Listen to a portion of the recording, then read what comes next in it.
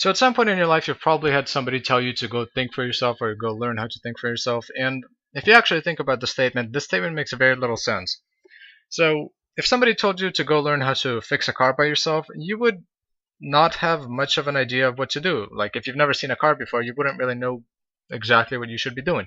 You need some sort of prerequisite knowledge on how to actually fix a car before you go out there and learn to fix a car. So if somebody tells you to go learn how to fix a car, well, they better at least provide some basic information, some information on how the car works, what's wrong with the car before you actually go out there and do stuff.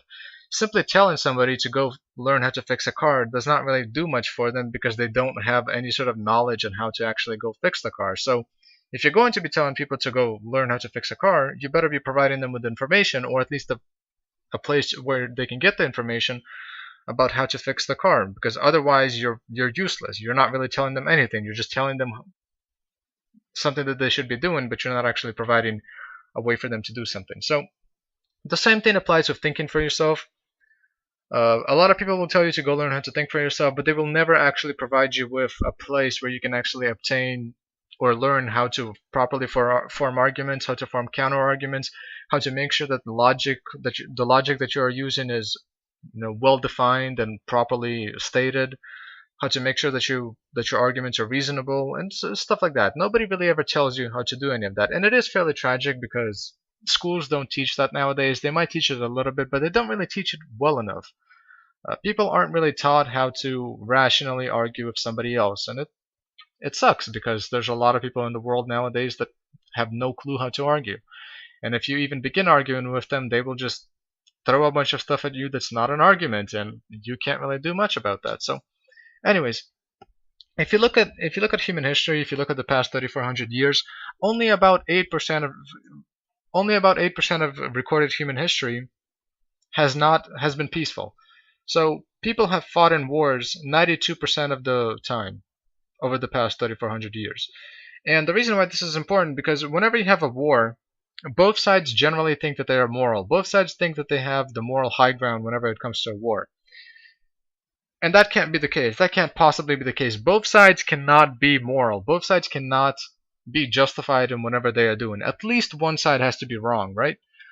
But nobody ever goes into a war thinking that the side that they are fighting for is evil. So what this tells us is that at least some people are heavily irrational. At least some people are able to justify things that are unjustifiable to themselves through faulty reasoning. Because in war, for example, people do horrible things, but they justify it somehow. And a lot of those justifications are based off of faulty reasoning. It's not reasoned properly, they're not even arguments, and people believe what they want to believe. Same thing with religions. There are over 4,200 religions in the world. Same thing, people will believe in the religion that they are born into without actually looking into the belief systems of other religions, and they will assume that they are right without really having done anything of that sort. Now, why am I talking about this? The reason why I'm talking about this is because in the stock market, whenever you trade stocks, it is you against everybody else. It is you against the market. And the market tends to be composed of people. Well, it is composed of people. And the market is fairly irrational, at least in my opinion. People act on their emotions, people will overreact to events, and people will use the same reasoning that they often use for religion and for wars, well, wars and religion. They will often use that sort of reasoning in the stock market. So people will react irrationally to certain events, people will not properly understand what is happening in the world. And your job as an investor, as a trader, whatever you want to do, your job is to figure out what it is that people don't understand, or what it is that people, not properly reason whenever they buy into. So if, let's say, Brexit happens, people start panicking all of a sudden, they start overselling their stock. Your job is to understand Brexit, understand what it means, and then if people are panicking too much, your job is to buy a lot of stock. And over time, you're going to make a profit. And if that's what you did whenever Brexit happened, you made a profit. That's your job. So how do you learn to think properly? That's the question. If you want to learn to think properly, the best way of doing so is learning philosophy. And I'm not talking about the type of philosophy, by the way, which some of the intellectuals practice nowadays, the type of philosophy that addresses questions of, whether or not it's okay to steal bread if you're starving. Nothing of that sort. That type of stuff may be interesting for some of you, but it's not really relevant to the real world. What you want to do is you want to learn the type of philosophy that will teach you how to properly argue, that will teach you how to properly reason, how to use logic, some of the fallacious arguments that people use. So fallacies, for example. If you look up fallacies, you will look up all the ways that people will often try to argue, but that are improper arguments. So people will often try to appeal to emotion, appeal to authority. Like people will argue that something is correct and moral because there's a law for it, because the government says that it's okay. Well, the government is nothing more than just a group of people. So if a group of people say that something is moral, it does not make it moral. So that's not really an argument. So stuff like that, you want to be able to learn and understand. Also, philosophy has syllogisms. Syllogisms allow you to break things down into very simple terms and build up arguments, from specific premises. And stuff like this is important to learn because it will teach you how to actually break down certain ideas that are thrown out there by the media, by analysts, and by different types of people. And it will teach you how to break it down and actually analyze it in some sort of a way, and hopefully consistently be able to give you a way of differentiating between information. Now, if you don't want to go and learn fallacies and syllogisms, by far the best person that I can find online to actually give you some sort of philosophical books, and by the way, all of this is free. This is Free Domain Radio. So Free Domain Radio is run by a guy named Stefan Molyneux, and I listen to him quite a lot. And this guy knows what he's doing. This guy has a lot of experience debating.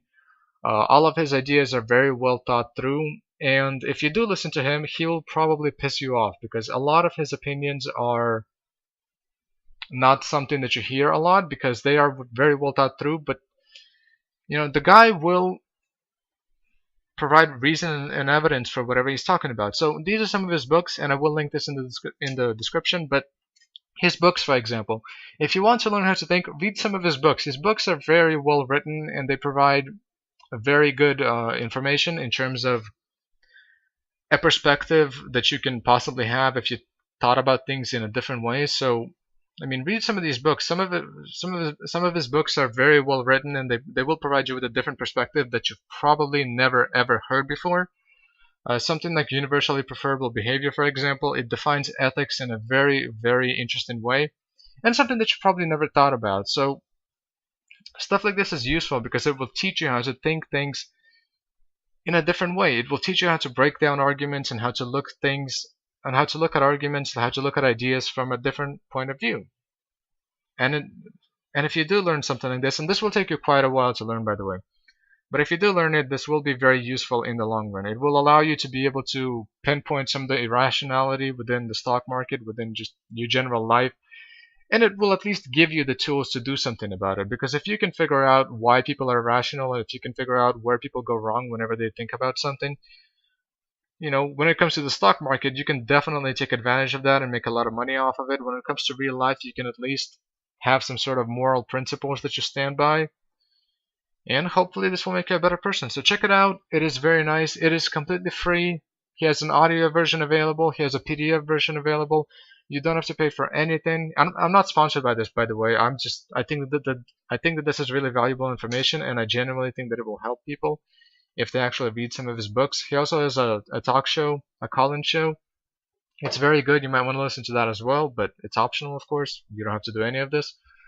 But take a look. It's interesting. It provides you a perspective that you probably never heard before, and I don't think that you're going to regret it.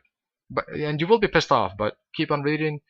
Hold your pride down for a little bit and try to understand some of the ideas that are presented here. So hopefully this helps. If it does, leave a like, check out the rest of my channel, and I'll be uploading more videos soon.